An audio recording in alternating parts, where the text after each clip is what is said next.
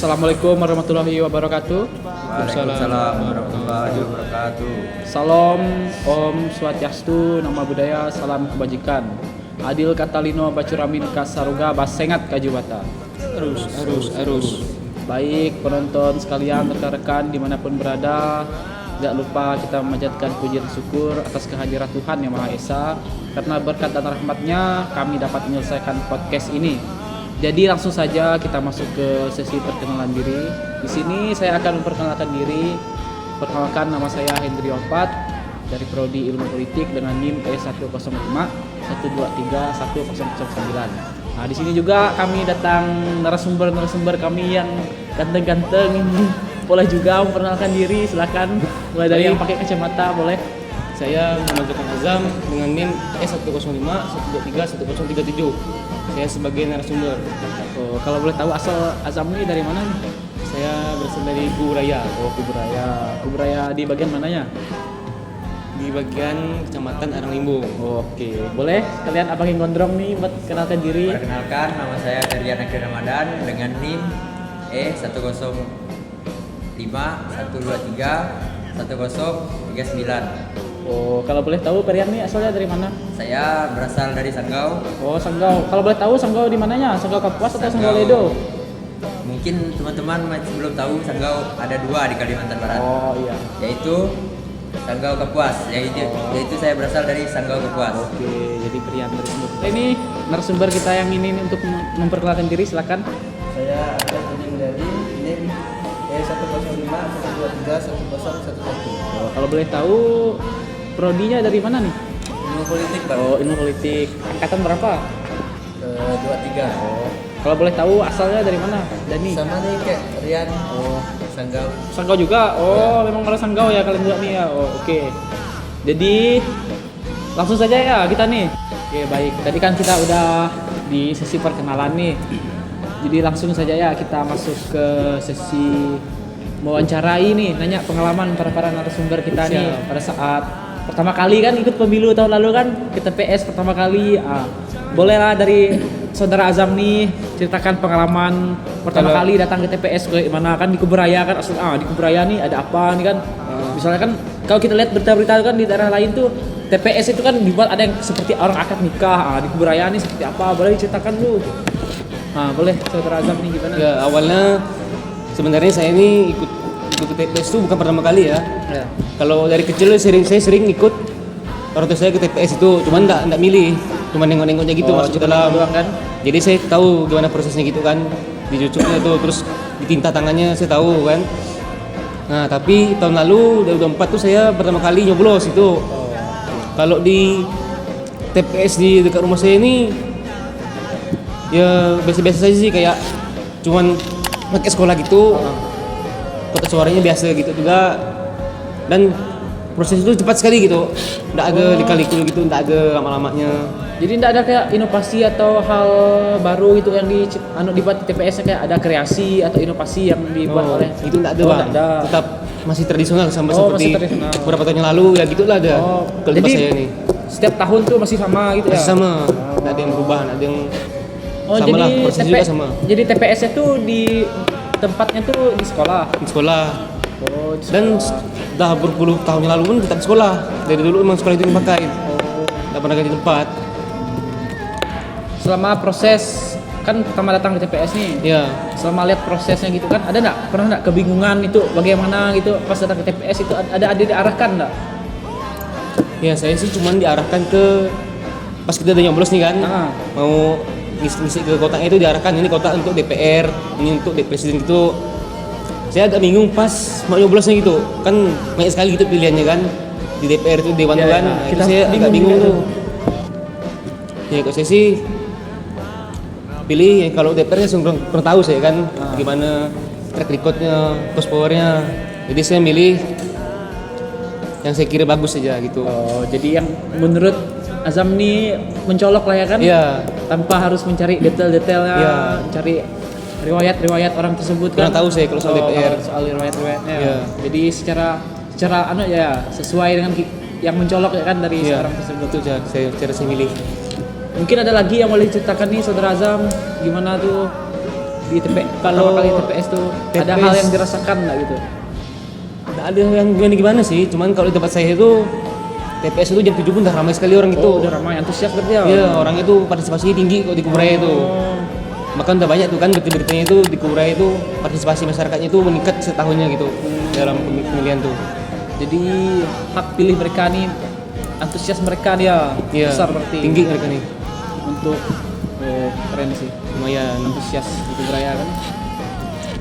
Mungkin dari kawan-kawan nih boleh juga menceritakan pengalaman pertama kali ke TPS nih. Mungkin dari saudara Prian boleh. Oke, mungkin Gimana? dari saya sih sama seperti saudara Zam ya, memakai sekolah juga, aula sekolah. Ya mungkin itu pengalaman pertama kali saya Ya. untuk menyoblos. Dan euforianya mungkin kurang lebih sama, tapi kalau dibandingkan Kuburaya ya, untuk di tempat saya sih tidak terlalu antusias mungkin. Oh, tidak terlalu antusias. Tidak terlalu antusias. Ya mungkin dari pagi juga, tapi karena ada tahapan seperti sesi gitu, ada dari sesi jam 7 sampai jam 9 dan jam 10 sampai jam 12. Ya mungkin ada jam istirahatnya dan makin siang mungkin makin sepi ya. Bisa dinalarkan lah sepinya gimana makin siangnya. Kebetulan saya nyoblos pas yang sesi kedua. Oh, jadi pas di TPS tuh ada beberapa sesi dibagi pas saat pencoblosan. Ada beberapa sesi, ada 2 sesi. Nah kan lebih tepatnya. pertama kali ke TPS kan tentunya ada hal baru lah yang dirasakan oleh Prian ini kan, pertama kali gitu kan datang ke tempat TPS nggak tahu apa-apa, ada nggak diarahkan itu seperti apa? Misalkan ada anggota TPS itu kan mengarahkan bang jadi gini, ada nggak kalau di Sanggau? Pasti ada diarahkan, ini kotak untuk pemilihan presiden, ini bupati, DPR, DPRD dan seterusnya. Ya mungkin pertama-tama saya lumayan kaget ya, kayak bingung aja untuk mau jalan kemana, mau nyoblos apa gitu.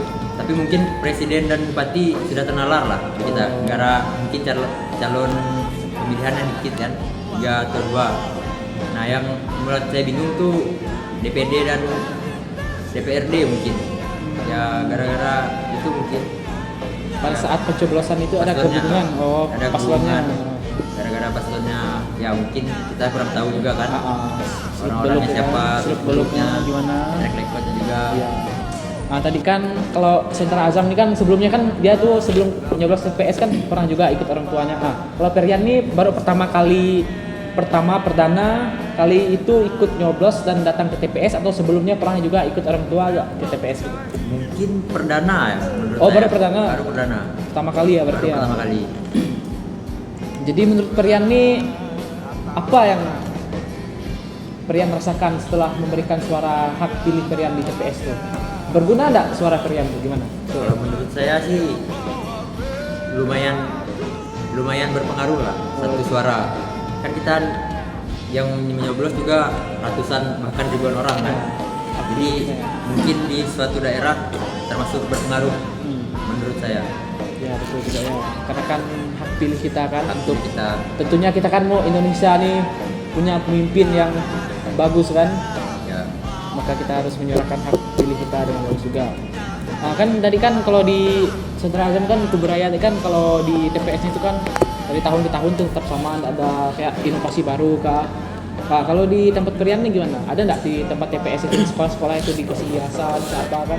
Kalau kita lihat di berita-berita itu kan inovasi-inovasi mereka di TPS itu kan ada itu. Kalau di Sanggau itu gimana? mungkin sama sih seperti di Kuburaya juga. Di tempat saya juga yang biasa-biasa saja. Mungkin partisipan yang mungkin bertambah ramai. Oh, Ya kan udah banyak juga yang 17 tahun ke Ya, atas ya. mungkin.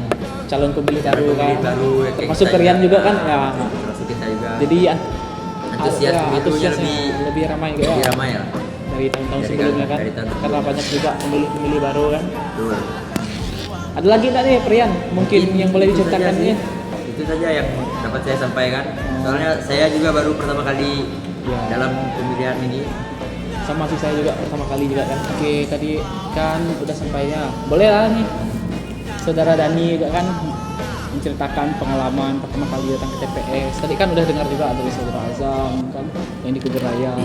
Di TPS itu bagaimana, Ferian juga udah jelaskan tadi kan di Sanggau bagaimana. Mungkin di Dani ini boleh juga ceritakan mungkin titik koordinat TPS pun boleh jelaskan di mana lokasinya kan. Di Sanggau itu di bagian mana, boleh lah jelaskan. Ya. Kalau di tempat saya sih Sanggau tuh masuk kampung lagi kan. Oh, Cukup antusias juga. TPS-nya cuma satu. Ramai sih. antusias warga di sana ramai. Ya. Karena TPS-nya tuh cuma satu. Itu termasuk dusun atau desa? Kalau di tempat saya desa. Oh, desa. Jadi antusias mereka juga ramai ya sebenarnya. Pertama kali datang tuh kan pertama kali nih datang ke TPS nih. Nah, di situ tuh datang sendiri kah, jalan sendiri kah kan datang ke TPS atau diarahkan misalnya ikut orang tua kah atau datang sendiri gitu pas ke TPS ini? Diarahkan. Oh, diarahkan. Oh, petugas ke TPS-nya. Oh. Kalau boleh tahu arahan dari TPS itu bagaimana? Apakah pelayanannya bagus oleh petugas-petugasnya kan? Kita kan baru pertama kali nih kan kita masih buta nih Ya, datang benar, ke TPS. Nah, mereka tuh ngarahkan kita tuh bagaimana, jelaskan secara detail. Nanti di Blik suara nih gimana. Nah, itu contohnya. Kalau di tempat saudara nih gimana? Sama kayak gitu. Ada dimintain KTP juga. Oh, Kan pasti lah ada. KTP sama surat pilih kan? Ya. Nah, pasti ada diminta dulu. Kalau TPA, kalau tadi kan tempat memilih pemungutan suara kan mereka dua kan dijelaskan kalau mereka nih sekolah. Nah, kalau di tempat saudara itu di mana? Sama pakai sekolah juga karena cuma sekolah yang memadai tempatnya gitu. Oh, Dia ada sekolah ya mana ya? ya. Betul tempat sekolah ya. Jadi kak, nggak harus ya kan orang kalau tempat TPS itu kan? Nggak harus mewah juga. Iya, Pas cuma pemilihan doang. Yang penting lancar lah. rahasianya juga dijaga, aman. Dijaga kan. Habis itu ketentraman juga kan? Ya, benar. Kenyamanan juga pastinya. Asal tempatnya tuh memadai lah kan buat kita memilih tuh. Ya. Dan ruangnya juga mencukupi juga partisipan. Kan baru pertama kali ini melihat datang ke TPS tuh. Sebelumnya pernah enggak datang ke TPS tuh? Sebelum milih punya hak suara. Kalau datang cuma melihat sih udah sering gitu. Oh, dulu udah sering. Ya, kalau boleh tahu kan pernah juga kan sebelumnya kan. Kalau lihat dari partisipasinya lah kan dari tahun ke tahun tuh di dusun saudara gimana? Makin menambah sih karena kan umur 17 ke atas tuh makin menambah. Oh iya juga ya. Selain itu untuk saudara Dani sendiri ya kan pertama kali juga datang kan mungkin ada kebingungan juga dalam memilih calon-calon yang banyak nih kan. Jadi dalam memilih itu Dani ini menggunakan hak hati nurani sendiri atau ada hal lain gitu dalam memilih calonnya atau ada juga mencari detail-detailnya, cari program-programnya, visi-misinya calon tersebut atau asal pilih ya itu. Kalau untuk yang pemilu tahun kemarin kan presiden sih udah tahu lah. Sebelumnya Ya, kalau untuk DPR RI sama DPD dan DPR RD itu kayak sembarangan aja lah. oh jadi nggak ada pertimbangannya Ya. gitu ya, jadi asal coblos ya kan karena bingung Karena tadi nggak kan kenal kan. karena nggak kenal juga Saya ya. kenal juga sih kalau DPR RI. Oh. Jadi cuman presiden ya yang tahu seluk-beluknya. Kalau DPR tuh mungkin asal pilih ya kan. Mana yang bagus menurut hati kan, hati nurani, mana yang menurut kinerjanya bagus langsung pilih ya kan ya. Karena presiden kan kita sering lihat di sosmed kan. Ya, Banyak beritanya. di TV-TV juga kan Ya. sering nonton sih. Mungkin ada sih pertanyaan lagi dari saya nih buat ketiga narasumber. Tadi kan udah beberapa ya pertanyaan yang sudah saya pertanyakan pada narasumber kita tentang terkait pengalaman pribadi yang sudah dirasakan saat pertama kali datang ke TPS pada saat pemilu. Nah, seperti yang kita tahu juga kan kalangan kita ini kan kalangan anak muda yang berbasis teknologi lah ibaratnya yang dimana kita zaman hidup di zaman sekarang ini yang pengaruh besar itu adalah teknologi. Contohnya saja media sosial. Ya kan media sosial kan pengaruhnya besar terhadap pemilu kan, hasil pemilu, proses pemilu kan, segala hal-hal informasi itu kan diekspos di media sosial tersebut, segala terkait hal informasi. Nah, di kalangan anak muda pun kita sekarang harus bisa juga menyaring informasi-informasi tersebut. Nah, jadi pertanyaan saya untuk ketiga narasumber ini, seberapa besar sih pengaruh media sosial terhadap hasil pemilu kita di Indonesia ini? Mungkin boleh. Baik, Ada yang mau jawab, silakan. Saudara Saya Azam. langsung jawab saja. Kalau bagi saya media sosial itu di zaman sekarang ini sangat berpengaruh pada hasil pemilu. Apalagi zaman sekarang ini kan anak-anak muda zaman sekarang ini bahkan yang orang tua pun menggunakan sosial media ya kan. Rata-rata ada anak Ya. kecil SD loh. Sudah banyak yang pakai sosial media kan. Nah dari situ kan bisa kita dapatkan informasi terkait paslon-paslon yang akan menjadi presiden ini yang akan kita pilih ini kan. Nah di situ kita bisa lihat kemana baik dan buruknya, kita bisa tahu segalanya informasi tentang caranya akan kita pilih ini gitu kan. Jadi media sosial itu sangat penting dalam hasil pemilu itu, sangat mempengaruhi partisipasi masyarakat juga kan. Namun juga berhati-hati dalam mencari informasi di sosial media karena zaman sekarang ini kan udah banyak namanya hoax itu kan. Ya, berita-berita Ya, hoax kan. berita-berita yang sangat meyakinkan ternyata itu tidak benar, itu tidak ada datanya gitu kan. Jadi sebagai pengguna sosial media kita ini harus hati-hati lah gitu kan dalam mencari berita itu, jangan sampai kemakan hoax itu. Ya, itu menurut Pasti saya. ada dampak positifnya, ada negatifnya ya, Ya, dari media sosial benar. tersebut. Betul juga ya dikatakan tadi kan ada kita bisa menyaring juga kan informasi-informasi yang hoax itu. Seperti kemarin lah ada kan pas sebelum dulu ada informasi-informasi yang hoax tentang mengenai calon paslon-paslon Untuk yang menjatuhkan gitu kan. menjatuhkan Ya, itu pasti kan, ada. itu kan ada juga itulah pandai-pandai kita juga untuk menyaringnya. Oke, tadi kan sudah dijelaskan panjang lebar oleh Saudara Azam ya mengenai seberapa besar pengaruh media sosial ini dalam proses terjadinya sebuah pemilu ya, dan juga bagaimana cara kita menyaring media-media yang hoax, penyebaran media informasi itu kan boleh juga kita saring. Itu kan ada dampaknya, dampak positif dan negatif. Mungkin dari kedua narasumber kita ada pendapat lain atau perspektif lain lah, pandangan lain tentang pengaruh media sosial ini. Mungkin boleh di antara kalian dua narasumber nih boleh jelaskan gitu tentang seberapa besar pendapatnya. Mungkin kalau menurut saya penggunaan sosial media ini dapat menjangkau semua kalangan untuk memperkenalkan beberapa paslon. Ya betul. Ya mungkin sebagai alat promosi juga ya untuk kampanye yang gratis, murah dan efektif. Ya gitu. betul, efektif. Efektif. Ya mungkin dalam beberapa paslon memang kurang efektif Iya. dalam menyampaikan sosial media karena kita tahu kan untuk beberapa paslon tertentu pernah terjegal kasus gitu. Beberapa ya. Beberapa.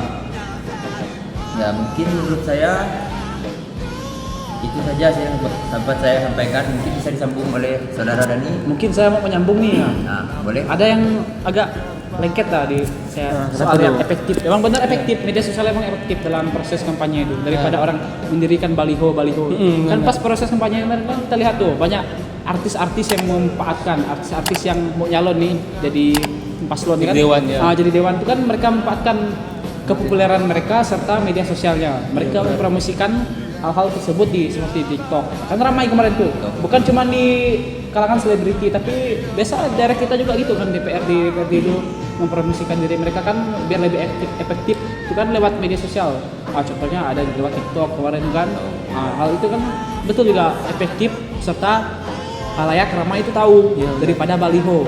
Baliho itu kan lebih makan biaya, betul juga pengaruh media. Tapi juga kan ada dampak dari segi negatifnya kita harus tahu ya. Segi negatif, positifnya bisa juga ada disalahgunakan kan oleh orang-orang yang oknum misalnya penggunaan dari video-video tersebut.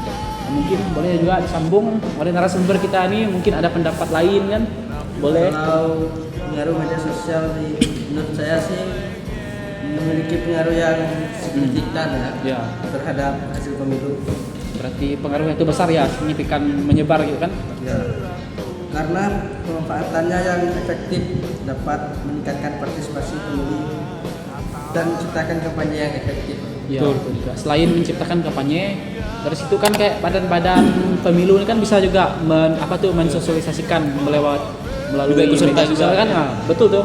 Mereka kayak mengedukasi kan lewat media sosial kan tentang seberapa pentingnya sih pemilu ini, seberapa pentingnya sih hak suara kita nih, seberapa pentingnya sih kita datang ke TPS pada saat pemilu.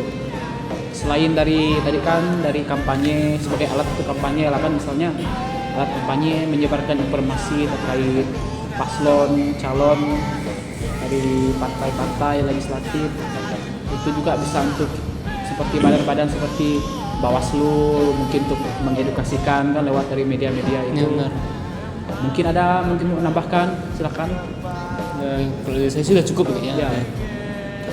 Kalau dari kedua, Kalau dari saya pun mungkin sudah cukup penjelasan dari jadi kesimpulannya dari beberapa yang sudah saya tangkap dari ketiga narasumber ini, beberapa yang pertama yaitu pentingnya hak suara kita, terutama pemilih-pemilih baru ya kan, kayak calon pemilih baru yang baru berumur 17 tahun, yang baru pertama kali lah kan ke TPS nih, ke tempat pemungutan suara. Gunakanlah hak pilih kalian, hak suara kalian, karena ya itulah yang akan menentukan masa depan bangsa kita Indonesia. Jadi jangan sampai golput untuk kalian yang pertama kali memilih. Terima kasih, mungkin tidak banyak yang dapat kami paparkan dalam podcast kali ini, mungkin banyak kurangnya atau tingkah laku kami kan sebagai narasumber dan moderator nih. Kami mohon maaf sebesar-besarnya. Akhir kata, assalamualaikum warahmatullahi wabarakatuh. Salam, Om Swastiastu, Namo Buddhaya, salam kebajikan. Adil Katalino Bacuramin Kasaruga Basengat Kajubata. Oke.